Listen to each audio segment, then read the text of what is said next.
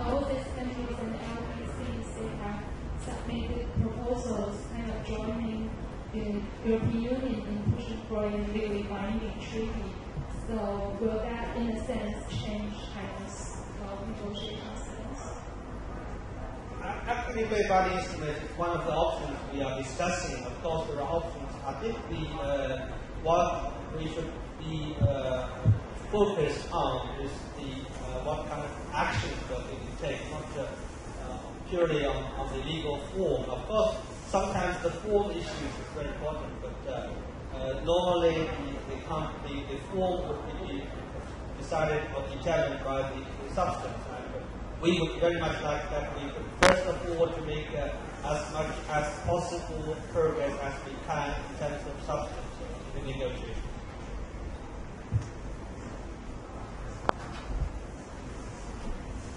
Can you specify a little bit what kind of substance you have in mind when you say that, and whether that would be substance in terms of emissions intensity targets or actual CO2 caps, or what's the substance you're looking for? At least as to the substance, I think the main task focus in Durban, first of all, is the second coming period targets, one parties under the protocol, and the other important issue is climate financing. And I think it's essential that we make a decision to operationalize the Green Climate Fund as we decided in Cancun last year. I think that would be a way to enable developing countries to take more proactive and constructive actions in terms of mitigation as well as adaptation to the impact of climate change. So, what is China or NDRC standards NAMAs, and what are the kind of NAMAs which you might expect from China? On the NAMAs issue, that was a very important component of the Bali Action Plan, and both India and China have already come forward with autonomous voluntary national appropriate mitigation actions, and we have already announced before or at the Copenhagen conference at year 2009. I think for both India and China, we have carbon intensity or energy intensity targets that would be covered period up to 2020.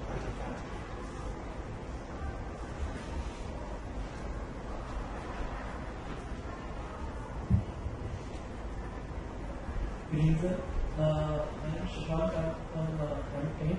So this question is that in the provinces, the pilot scheme, the mission training scheme, what will be the design, and when are the report or the feedback is expected from these pilots, and the completion, how long will the pilot scheme be? It's hard to say how long it will be, but normally piloting is piloting maybe one at least two, ranging from 3 to 5 years. And our objective is that we could, through the piloting program, we could gain more experiences and even get some lessons learned in that process.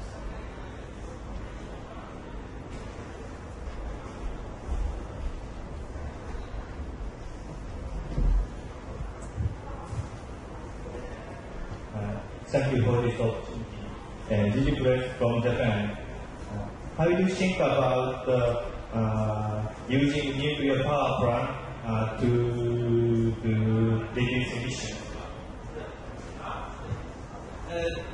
The nuclear issue is very sensitive issue, particularly after the Fukushima nuclear accident. But for China, we would continue to have develop our nuclear program for power generation, and I think after the Fukushima accident, we will take a very cautious, careful assessment of the safety regulations and guidelines, and we will be while we are continuing to develop our nuclear power program, we will certainly pay more attention to the safety issues.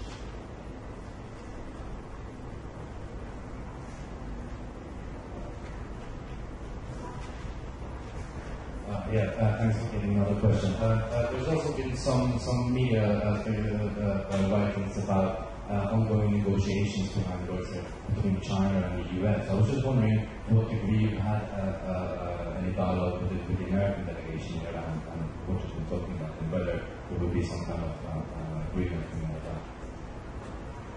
In a multilateral process, of course, it's up to parties to have bilateral, multilateral discussions.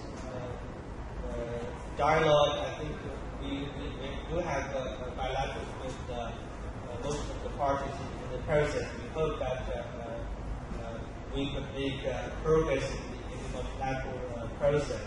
And we understand that the measures, actions to address climate change is not something that can be just agreement between one or two countries, but rather it's a multilateral issue, and we need to have multilateral process of consultation and negotiation.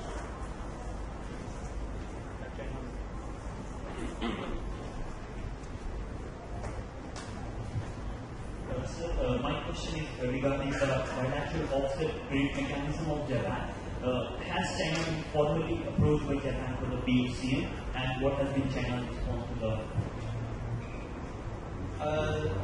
Unfortunately, so far as I know, I haven't been approached by the Japanese side on this issue. I think we do have a flexible mechanism under the vertical. Of course, the Japanese bilateral trading system is pure bilateral. It's not linked to the multilateral rule-based system under the vertical.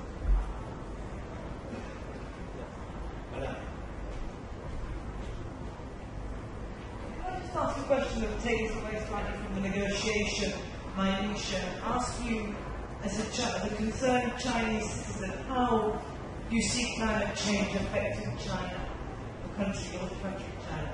How do you experience it day to day in China? What differences do you see? Of course,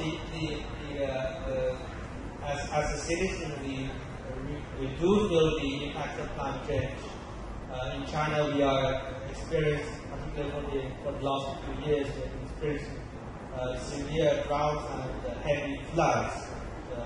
And also, there are other more coastal storms, hurricanes along the coast. And because China has a vast area of land and we have a very complex climatic conditions.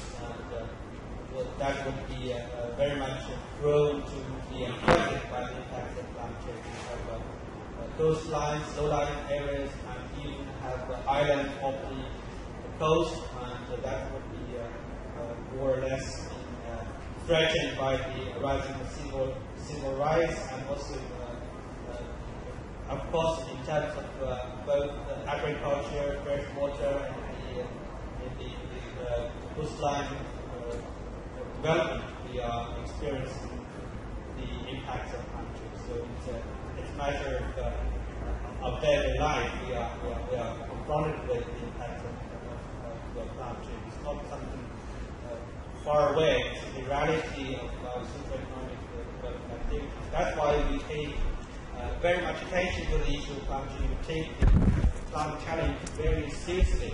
And in the current 5-year plan, we have a special chapter devoted to the issue of climate change, which cover issues of mitigation as well as adaptation.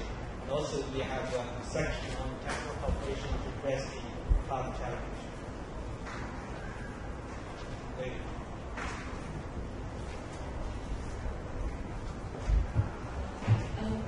When we look at the negotiations, and we also look at the general feeling and the reality, you see that a lot of developing countries that belong to the G77 and China have not really benefited from climate financing, the fast start, the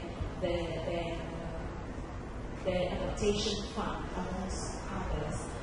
What's China's position on the stringent methodology that countries will have to go through in order to access this, and the reality that these countries are really feeling the pinch of climate origin for which these funds were established?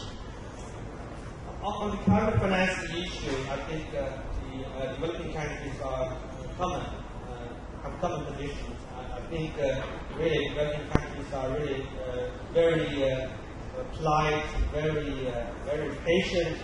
Actually, we are very anxious as developing countries to have speedy access to the climate financing, both in terms of fast start financing as well as long-term financing.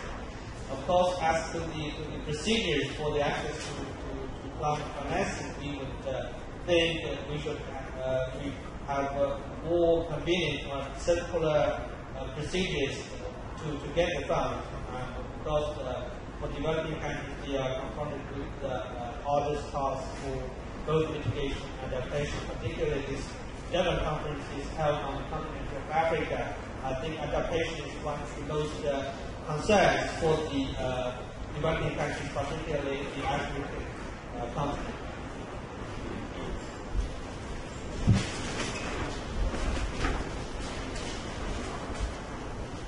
So while you are speaking, we just experienced the impact of that.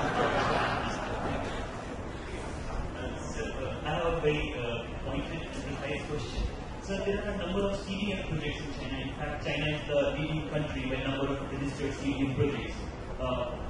Will NDRC allow these projects to sell the CER generated after 2012?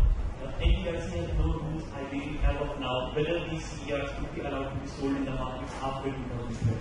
Any comments on that? I think in accordance with the rules that was adopted by the CMP, the Conference of Parties for the Kyoto Protocol, it's very clear that that can be extended beyond 2012.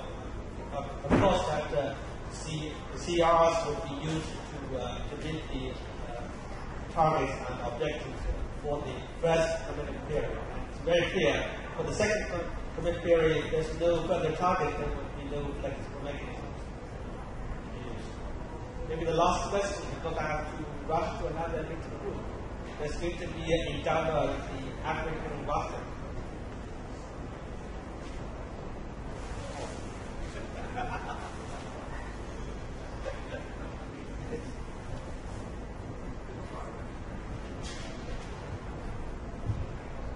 Thank you, sir, for giving this opportunity. So can you please tell something about the 10 yuan carbon tax proposed by the State Council? Sorry. Can you please put some light on the 10 yuan carbon tax proposed by the State Council? The carbon tax of 10 yuan. State Council? In China? Yeah, in China. In China. Okay. I don't think we got any information about the State Council has proposed an attack on the carbon tax. I think there are some research institutions are engaged in studies on the possibility, feasibility about carbon tax in China, but that is not really something that has been proposed by the government. Okay, thank you very much.